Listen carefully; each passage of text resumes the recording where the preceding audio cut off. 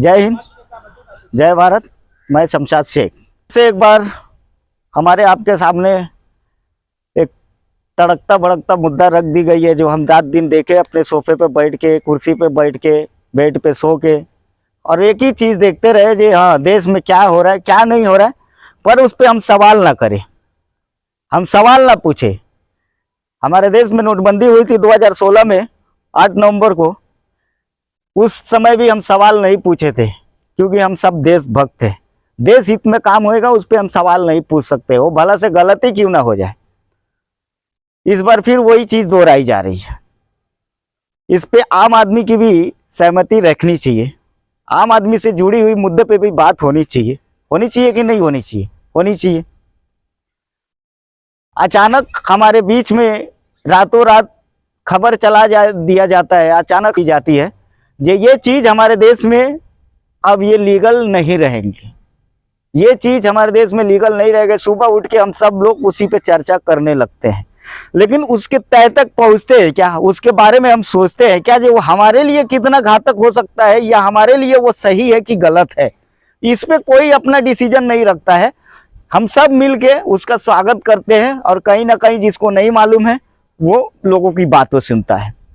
पर एक चीज़ सोचना, अगर ऐसा होता और हमारे देश में जब 2000 के नोट का आरबीआई द्वारा घोषणा की गई जी अब ये लीगल टेंडर नहीं रहेगा, टाइम दिया गया है 2 से 3 महीने का, तो हमारे देश के लोगों को ये सवाल पूछना चाहिए, हमारे देश के युवाओं को ये सवाल पूछना चाहिए जो 2016 में जो मीडिया दिखा रही थी, जो 2000 का नोट में चिप्स लगा था, जीपीएस लगा था, उन मीडिया से भी हमारे देश के युवाओं सवाल पूछे, और उन नेताओं से भी सवाल पूछे जब चिप्स लगा था उसमें यही मीडिया जो चिल्ला चिल्ला के हमारे दिमाग में वायरस भर रही थी, हम सबको गुमराह कर रही थी, इन मीडियाओं से भी सवाल पूछा जाना चाहिए कि नहीं जब चिप्स लगा था उसमें जीपीएस लगा था, जबकि जमीन के 100 गज नीचे तक कभी रहेगी तो सैटेलाइट द्वारा वो पता चल जाएगा जे इसमें किसके घर में कितना काला धन पड़ा है, कौन जमीन के अंदर गाड़ के रखा है, कौन खेत में छुपा के रखा है, कौन पानी के टंकी में डाल कर रखा है। तो आप लोग सवाल पूछिए ना, वही मीडिया सामने है आज के डेट में।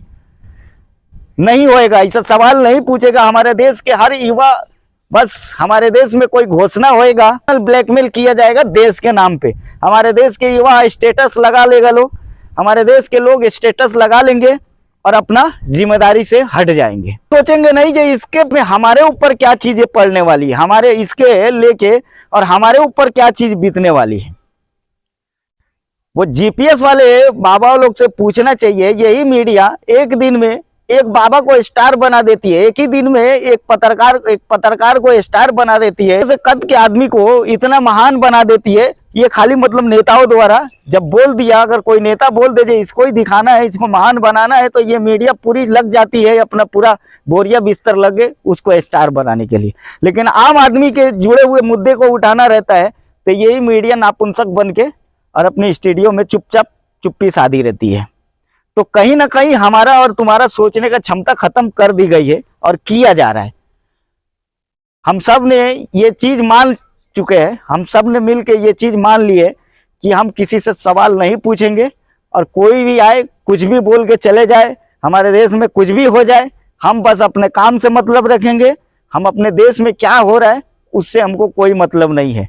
हमें दूसरा दिखा दे आके, हमें देश के नाम पे डरा दे, हमें देश के नाम पे लूट के चले जाए, हमारे को देश के नाम पे भला से कुछ भी कर दे, जेल में कर दे, देश का डर दिखा के, लेकिन हम नहीं सोच पाएंगे कि सही में आखिर हमारे देश में हो क्या रहा है।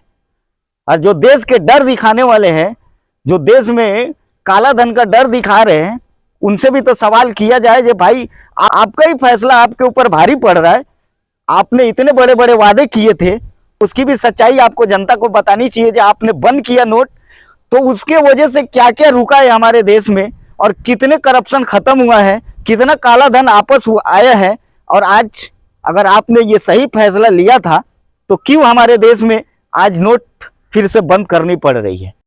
आपने ही तो पूरी सुरक्षा के साथ में किया था, उसमें जीपीएस लगा दिया था, उसमें चिप्स लगा दिया था, और आपको ही आज ये नोट बंद करनी पड़ रही है। तो कहीं ना कहीं ये 2024 की तैयारी हो रही है। मेरे देश के युवाओं को और देश के लोगों को गुमराह करने के लिए मीडिया को फिर से पैसा दिया गया है कि आप ये न्यूज़ को हमारे देश के युवाओं तक और देश के लोगों तक रख दीजिए और दिन रात इसी पे दिखाइए जो हमारे देश के लोग आगे का सवाल ना पूछ पाए। नहीं, हम अपना काम कर लेंगे। तो ये 2024 की तैयारी है। अब हम आम आदमी तो बाजार में रोजमर्रा की जिंदगी जीते हैं, हमारे पास 2000, 10,000, 20,000, 50,000 आता है तो वो तो खर्चा हो जाता है, हमारे पास तो रखा नहीं रहता है। लेकिन उनके लिए ये नोटबंदी हुई है, ये 2000 का नोट उनके लिए बंद हुआ है जो 100 करोड़, 200 करोड़, 500 करोड़ अपने घरों में रखे हैं। तो उनके लिए हुआ है, क्योंकि वो कमीशन पे फिर नेता द्वारा उनको वो पैसा रिफंड करके और नेताओं द्वारा और बैंक द्वारा ये चीज डबल तिबल कमाई जाएगी। जिसके पास 50 करोड़ है उसको 40 करोड़ पैसे को वाइट करके दिया जाएगा, जिसके पास 100 करोड़ है उसको 80 करोड़ में ये ब्लैक पैसा वाइट करके दिया जाएगा, जिसके पास 1000 करोड़ है उसके पास 500 करोड़ का 500 आधे आधे पे पैसा फिर से वाइट किया जाएगा, में यही पैसा लगाया जाएगा और इसका बोझ हमारे और आपके ऊपर फिर आएगा। किसी कांदे पे 2 रुपया बढ़ा दिया जाएगा, दूध पे 5 रुपया बढ़ा दिया जाएगा, गैस पे 50 रुपया बढ़ा दिया जाएगा।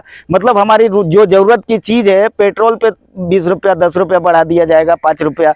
अब समझिए कि 1 रुपया भी बढ़ता है तो हमारे देश में कोई भी सामान पे तो 130-35 करोड़ की आबादी है, जिसमें से 100 करोड़ रोजमर्रा की ज़िंदगी यूज़ कर रहे हैं, तो भी रोज़ 100 करोड़ रुपये आ रहे हैं ना उसमें से।